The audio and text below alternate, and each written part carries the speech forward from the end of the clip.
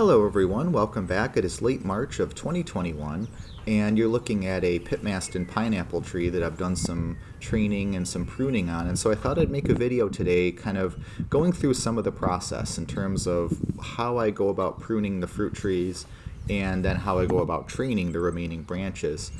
And I want to start off right away by saying there is no right or wrong way to do this. You know, sometimes people that are just getting started off, they're and I hear it all the time, you know, people say, wow, that's a lot of work, all those fruit trees. And really, it's maybe a couple hours a year of work total. I look at them and, you know, spend time with them. But in terms of any kind of actual hands-on work per se, very, very little. And so I kind of want to share some of the process because I want to demystify this and make it easy for people, because really everyone should grow fruit trees, I think. They're so rewarding, and it's just something, growing your own food, there's nothing like it. So let's talk first about how trees grow, and that's where we're going to start here, because the question is why. You know, that's the first thing we need to answer. Why are we pruning our trees? Now this is one I haven't pruned, so that's why this is a good starter. This is a golden russet tree on M26 or MM111. We're not sure. It's from Starks, and you know they don't give you the rootstock. They just say semi-dwarf. But see how it grows. It grows up, tall, and thin. And so the first principle I want to share with you about why is you see how it grows. It gets into a fork here. Each part of the fork grows up, and then that forks, and then each part of that forks, and so on and so forth. Well, on a fruit tree, the relatively younger wood is where you're going to get your flowers and therefore your fruit. And so where is the relatively younger wood on a tree? Way up at the top, way up there, which is 15 feet right now, but this has only been a few years. What's it going to look like 10 years from now? You know, it would be 30 feet in the air if you don't prune it. And so that's reason number one for why I prune, is I want to keep the fruiting wood, the new fresh wood, close to the ground so I don't have to get on a ladder to harvest the fruit. So that's reason one, keep the fruiting wood toward the ground. Principle number two, take a look at this Calville Blanc tree. I think this is a really cool shaped tree. And this gets into principle two. Every tree does not need to look the same. That's my opinion. Other people disagree, and that's fine.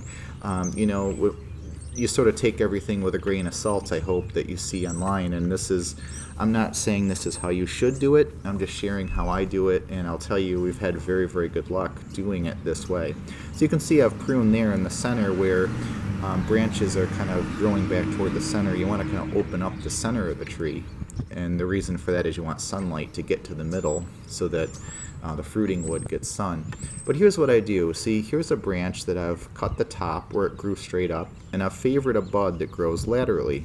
Now what's going to happen when this tree wakes up is that branch is going to grow out laterally.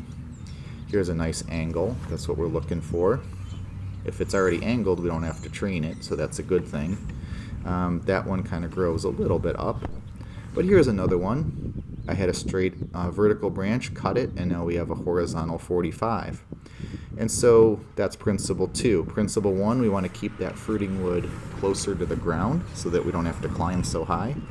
Principle two, and here's the very top of the tree. See how we go by cutting it? We've favored a bud that will grow laterally. Principle two is that understand that every tree doesn't necessarily have to be the same shape. So in that particular vein, here's a few other tree shapes that I have, and so this is kind of principle 2.5 maybe, is I like to kind of let the trees to some degree dictate their shape. I'm going to keep them cut fairly low and sort of let them do their thing, but these different trees, here's a kid's orange red, you've seen this in many videos, almost like a central leader. We've worked on that to keep it kind of horizontal, but once you get the shape you want, you know, you just keep it sort of cut to size. That's all really done. And when you cut it back, a new wood forms, and then your fruiting wood comes from that. So here's a bunch of the different shapes in the yard. Now I will say, here's a northern spy. Some cultivars like to grow up. They're very tough. Northern spy, I've never seen a northern spy that doesn't look kind of taller, thinner. So they sort of have their own personality. Here's a golden russet, but don't be afraid to let your trees express themselves a little bit. It's not the end of the world if every single one doesn't look exactly the same.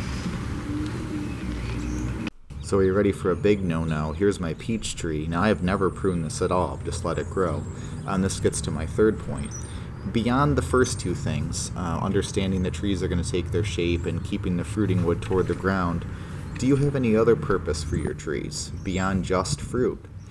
So in this case, this peach tree, it's growing like crazy. It's super healthy, but it also helps block street light from the road. We like to sit in our backyard in the summer a lot at night, and this tree being so big and so thick, it blocks pretty much 100% of the light from the street coming into our backyard because of the angle. So your fruit tree could serve a few different purposes, and so I've let this thing grow. It's about 20 feet tall, and I'm going to let it continue to grow to a certain point, and I'll probably cut it back a little bit. But this tree is serving two purposes. It gives us peaches, and it also gives us privacy. Here I am behind it, and so see, look, up to the road there's a telephone pole with a light on it.